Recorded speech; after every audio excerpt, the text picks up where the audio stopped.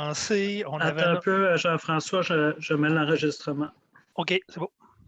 C'est parti. Parfait. Donc, bienvenue à cette réunion extraordinaire du 20 octobre 2020.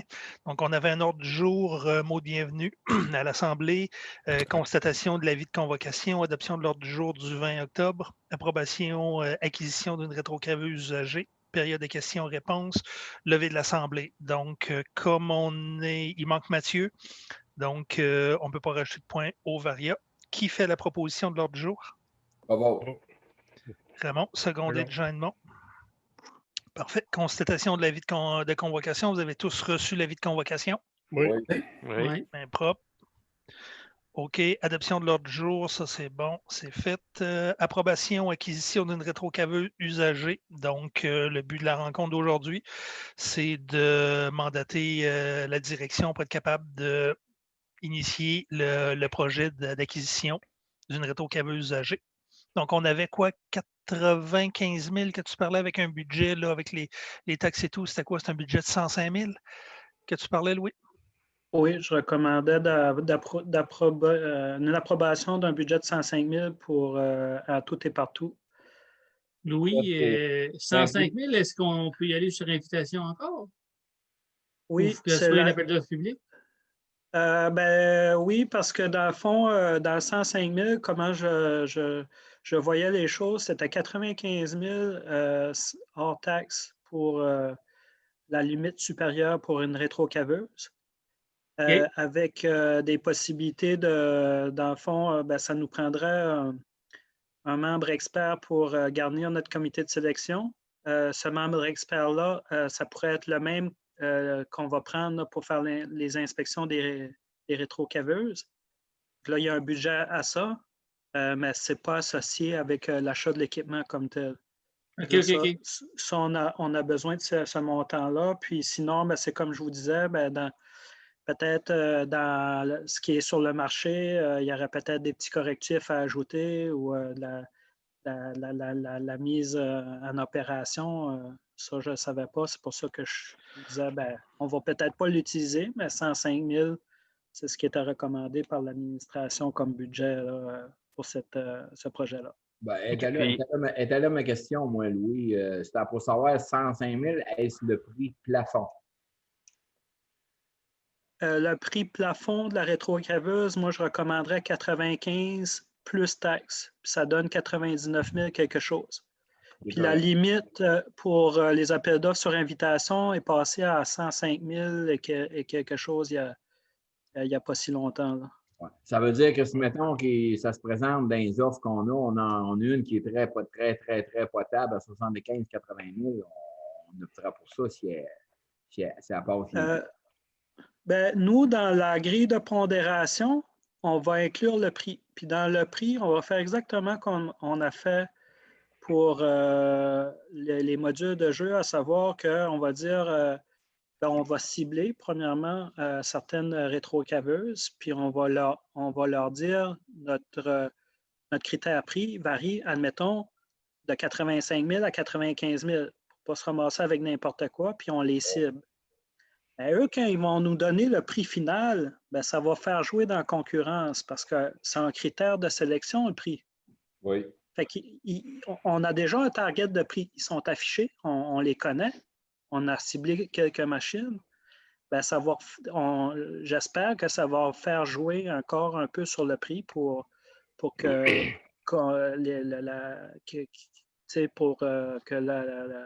l'appel d'offres soit octroyé à l'un ou à l'autre. Ce n'est pas le seul critère, par contre, le prix. Qu'est-ce que ça veut dire, on va cibler des machines? Dans le processus de sélection, comme on avait discuté avec le comité des travaux publics, étant donné qu'on va faire l'inspection des machines, on se disait on va regarder 3. On va inviter ces 3 fournisseurs-là de dire il y a telle machine qui nous intéresse, telle. Ça rentre dans nos critères de base, puis après ça, ils vont devoir monter un document pour soumettre leur offre. Puis là, Donc, ils sont présélectionnés, les machines. Ils vont être présélectionnés, effectivement. Et on ne gagnerait pas à, justement, tes 3 présélectionnés, c'est correct parce qu'il y a déjà du travail qui a été fait, puis on va demander à ces fournisseurs-là de nous déposer une offre, mais ça ne serait pas bon aussi de tenter de l'ouvrir à un peu plus large sans nécessairement sélectionner. On sait déjà qu'on en a 3 là, dans la mire, là. Mais si on va s'en chercher 3 autres. Dans l'invitation aussi, c'est quand même un critère important pour nous, c'est de cibler des fournisseurs aux alentours. Et que c'est pour ça qu'on l'a fait sur invitation, mais si vous me dites, Louis, va en chercher 5, va en chercher 6, on va aller en chercher 5 ou 6 ou 10, comme vous voulez. Mais on va devoir toutes les analyser avec le comité de sélection, fait que ça va être plus long. Jean-François? Oui. Peux-tu placer un mot? Oui, vas-y. Regarde, j'ai déjà été dans un conseil, moi, avant, puis on avait acheté une pépine usagée. Quand la garantie des heures était finie, la transmission était finie. Puis ça a coûté 25 000 de réparation, plus 200 $ par année pour user. Je ne suis pas d'accord, moi, à l'heure actuelle. J'ai toujours été contre l'achat de ça. Je reste sur mon opinion. Je ne veux pas attaquer l'opinion des autres, mais pour moi, là, acheter une pépine, là, pour mettre dans les mains de n'importe qui, là, c'est risqué. Et Jean Edmond, tu veux, on va passer à résolution, on va passer à proposition, puis je vais demander le vote. Si tu veux demander le vote, on va passer au vote. Il n'y a pas de problème. Moi, je demande le vote. C'est bon. Mais toi, excuse, Jean Edmond, toi, t'es quoi? T'es contre une pépine ou t'es contre une pépine usagée? Je suis contre l'achat d'une pépine pour cette année. Je présume qu'on sera plus gagnant encore à aller en location pour évaluer un peu l'ouvrage qui se fait avec ça. Parce que le bout d'en arrière, là, puis le bout d'en avant, on paye pour ordiner le bout d'en arrière, là. 2-3 grilles par année, là, ça donne ordine d'avoir une pépine, là. Le bout d'en avant, il va changer, ça c'est correct, c'est plus utile. Mais le bout d'en arrière, là. Et tu, Jean Edmond, on a loué depuis les 2 dernières ou 3 dernières années le prix d'un achat location sur 5 ans. Puis on n'a rien.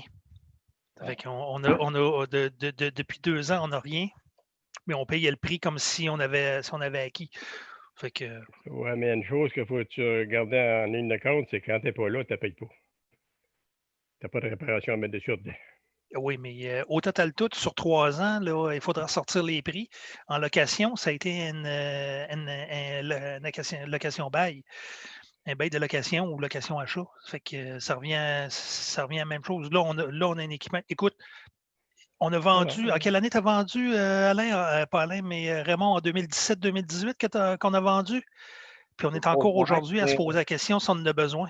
Oui, mais en revenant à ce que c'est que Jean Edmond a amené, puis en arrivant à ce que c'est que tu as exposé aussi, Jean-François, moi, puis je l'ai expliqué l'autre fois, puis je pense que j'ai été clair. Si on aurait un bassin plus facile pour avoir la location ponctuelle, là, comme on pourrait appeler, comme je faisais moi, quand je fais des jobs, mais ce n'est pas le cas ici. Une pépine, c'est un peu un mal nécessaire. Puis moi, j'ai changé ma position suite à ce que tu viens de dire, là, les taux, puis, puis sans additionner les manques qu'on peut avoir au travers de ça. Puis je pense, moi, c'est par mesure aussi, je l'ai dit, je ne veux pas acheter un vote parce que je ne me représente pas aux prochaines élections. Même, je suis prêt à fournir le prix qui tout. Moi, me fait crucifier à cause que j'ai opté pour l'achat d'une pépine.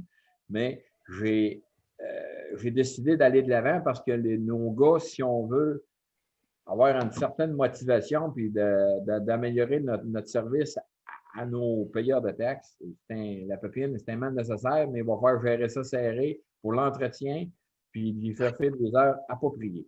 C'est là-dessus que je veux dire, je suis à l'aise aussi que ça aille vers le vote. Non, c'est juste normal. Mais, M. Raymond, si je peux rajouter sur votre point, j'étais un petit peu en deux chaises au départ quand la proposition de la pépine est venue, parce que quand on a fait l'analyse, la pépine, ça valait vraiment pas la peine. Pour les heures qu'on avait à faire avec versus le coût que ça pouvait nous coûter à l'entretenir et à l'user. Mais comme vous dites, l'option ou les options de location dans le secteur ne sont pas énormes. Ça coûte quand même assez cher par année à la louer pour avoir un équipement qui est quand même usagé. Au printemps, à part, puis on ne l'a plus. Donc, ça crée certains inconvénients. De ce que Bruno nous a présenté l'autre jour, techniquement, si on rentre dans notre gamme de prix puis qu'on l'entretient comme il faut, parce que ça, c'est une autre chose. On achète une pépine, mais il faut qu'elle vive, cette pépine-là. Tu sais, comme ils disent dans Spider-Man, les grands pouvoirs viennent avec des grandes responsabilités. Moi, je pense que Bruno, au niveau de l'entretien, il est quand même plus à la coche qu'on pouvait l'être. Il a l'air de tenir ça beaucoup plus serré que ça pouvait être fait. Puis je pense que pour ce domaine-là de l'entretien, ça va être quelque chose qui va être bien important à maintenir. Puis si l'équipement est bien maintenu, je ne verrai pas pourquoi ça ne reviendra pas moins cher en l'achetant usagé avec un prix qui a du bon sens que de la louer à chaque année.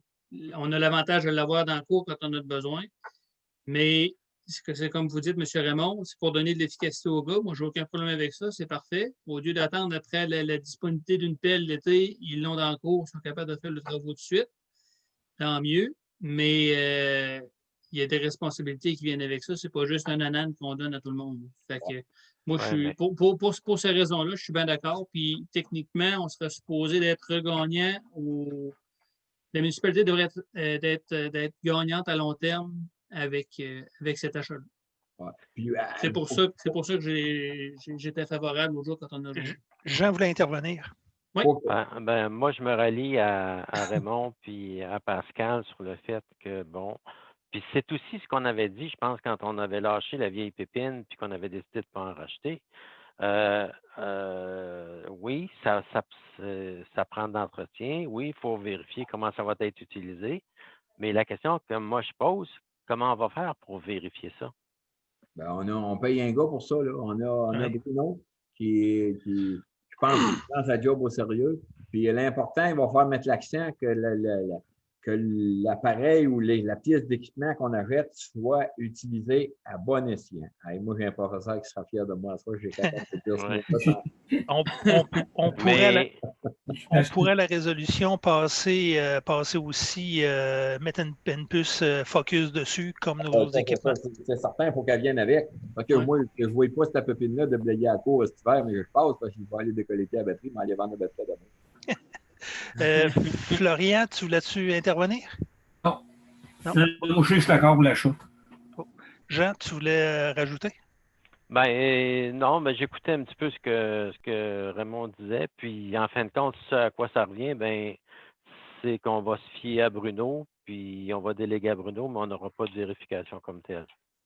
Il y a une liste d'entretien qui est faite avec la puce Focus, on sait quand est-ce qu'il est utilisé et quand est-ce qu'il est entretenu.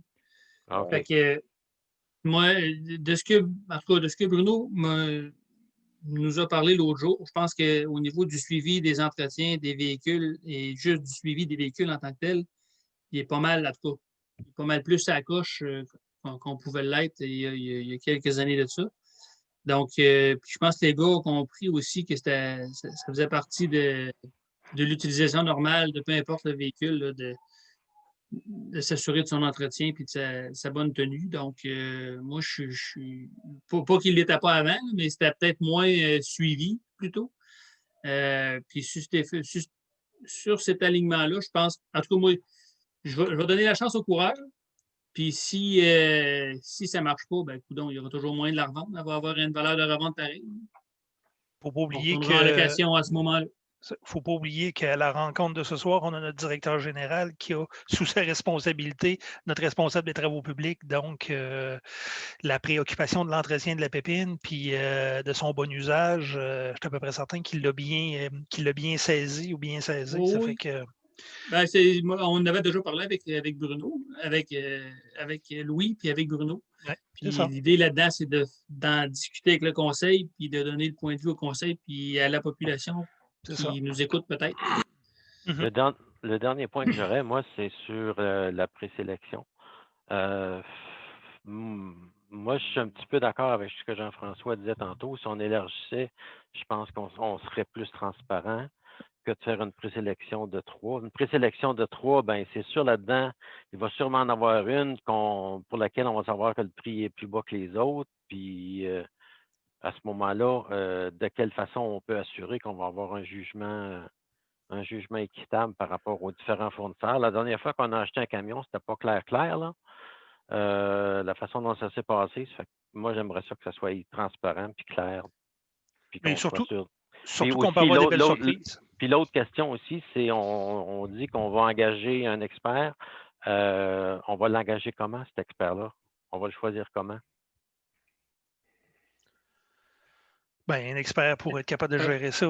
Ah. Il Vas-y, Louis. va évaluer la machine. Moi, je suis d'accord avec toi, Jean, mais de l'ouvrir à plusieurs, on risque de ramasser une machine qui a été mise sur le marché puis qui a un passé douteux, entre guillemets, là, puis ils font un prix pour s'en débarrasser. Oui, mais moi, j'ai l'impression que si on fait une présélection là, de 3, 4 ou 5, on devrait faire des spécifications avant d'aller faire du magasinage pour avoir des barèmes pour dire, bon, basé sur les barèmes, on peut choisir celle-là ou celle-là. Mais on a déjà des critères pour 3. Donc, des specs pour 3. Ces specs-là peuvent être élargis à 3 autres soumissionnaires, mais sans les visiter nécessairement, en leur disant on cherche une pépine usagée, voici les specs qu'on cherche. Êtes-vous capable de nous biter quelque chose? Puis à partir de là, on l'a fait inspecter. Mais à ce moment-là, est-ce que tu ne favorises pas les 3 que tu as sélectionnés au point de départ? Bien, les 3 qu'on a sélectionnés au point de départ ont été beaucoup plus à titre informatif, à savoir qu'est-ce qu'on avait de besoin ou qu'est-ce qu'on voulait avoir, qu'est-ce qui se faisait sur le marché. Puis après ça, on ouvrait le marché sur ces 3 specs-là. Combien d'heures de garantie? Les heures de garantie, ces choses-là, la garantie fait partie des specs de sélection. Puis, en l'ouvrant à plusieurs, on ne favorise pas les 3 qui ont déjà été présélectionnés. Même, on les tasse un peu parce qu'il risque d'apparaître un Joe Blow là, qui vient de nulle part, qui n'est une à passer. C'est ça. Je pense que le fait, M. Caron, que l'appel d'offres ne soit pas non seulement sur le prix, mais qu'elle soit qualitative, puis que, je ne sais pas, si on met un pointage, mettons, de 30 maximum sur le prix, à ce moment-là, on est capable de mieux évaluer le produit puis de s'aligner plus sur ce qu'on veut et non juste sur un prix qui est le prix le plus bas. C'est ça. Puis qu'on est coincé avec un équipement qu'on ne veut pas. C'est sûr, comme Louis a dit, là, pour les jeux, là, c'est le même que la C'est ça. Moi, je souhaiterais seulement vous rappeler, on est dans le cadre d'un appel d'offres sur invitation. Fait que je comprends que le nombre de 3 n'est peut-être pas suffisant. C'est quoi le nombre de présélection? Parce qu'on présélectionne, on est sur invitation. Là. Ça à 5. Oui, moi, je dirais à 5. Je pensais plus à 5. On en a 2 qui peuvent se glisser puis venir jouer un petit peu sur les prix, là, sur la qualité. Est-ce que ça va pour tout le monde, 5? 5, oui. Oui, c'est bon. C'est mieux, pas mal. Oui. Est-ce qu'il y avait d'autres questions au niveau du point 4? Non. Jean-Edmond? Non. Fait que s'il n'y a pas d'autres questions, je vais prendre un proposeur puis un secondaire. Ça va. On va pas au vote, M. Jean-François? Oui, mais il faut qu'un propose, l'autre seconde, puis après ça, on va au vote. Ah, OK, excusez, je pensais que c'était fait après. C'est la procédure. Je seconde alors. Pascal seconde. Monsieur Jean-Edmond, demandez-vous le vote? Oui. Parfait. Le vote est demandé par Jean-Edmond. Bon, on va y aller. Qui sont favorables en premier? Donc, on va à main levée. Qui sont favorables? Favorable à l'achat. Moi, je suis favorable à l'achat. Favorable à l'achat. Favorable. Pascal, favorable. Je suis favorable à l'achat. Parfait. Florian. Favorable à l'achat. Jean aussi favorable à l'achat. Qui est contre? Moi. Jean-Edmond contre. Donc, 4 contre 1. La proposition est acceptée. Est-ce qu'il y a d'autres questions sur d'autres sujets? On ne peut pas. On n'est pas complet. Non, j'aurais une question. Des questions, oui, mais pas des points de varia là, de décision. Ah, oui, vas-y, Raymond. Peut-être faire un petit clin d'œil à Bruno. J'ai fait un clin d'œil l'autre fois. Là, la neige s'en vient, là, puis c'est pas à cause de nos voisins. Le route secondaire, le route de terre sont bourrés de trous. Nous autres, me semble qu'on a un grader. La clé de ce grader-là doit être quelque part, là, qui pose là un coup de grader avant que ça arrive. Oui, tu commences à peinturer les équipements à neige aussi. Hein. Oui, puis dans le rang ici, là, ça donne de même. Là. Moi, je marche beaucoup dans mon rang, puis il y en a deux payeurs de taxes qui m'ont interpellé. Et ils me demandent, trouves-tu ça sécuritaire, le chemin de la Martinez, la côte? Moi, au deux, en affaire, je ne suis pas le gars qui fout de sécurité. Je ne regarde même pas pour traverser la rue. Mais ils m'ont parlé de la bande. On a des lignes à faire, je pense, cet automne, là, les bandes pour peinturer les lignes. Là. La côte de la Martine S, c'est laquelle, ça? La côte de la Croix? La côte du monument. Là. C'est où ça? Ça? Ça fait une couple de fois qu'ils passent pas, j'envoie des accrochages. S, OK. C'est beau. Puis, on a des lignes à faire. L'asphalte qui n'a pas été fini, là, les lignes n'ont pas été faites encore, je pense. S'il y a quelqu'un, s'il y a un sous-traitant qui vient faire des lignes, ça serait peut-être bien bon pour aller corriger cette fameuse côte-là là, que d'aucuns prétendent qu'elle est dangereuse, mais je ne suis pas une référence là-dedans, parce que j'aime ça, moi, quand ça vibre, ça dérape. Ouais, mais c'est une côte qui n'a pas changé depuis, je ne sais pas, 30 ans, 40 ans. Depuis qu'elle est faite. Depuis qu'elle est faite, elle est faite de même, cette côte-là. Oui, mais la bande, la ligne au milieu n'est pas haute. C'est pas visible. Puis... OK. C'est pris en note, Louis?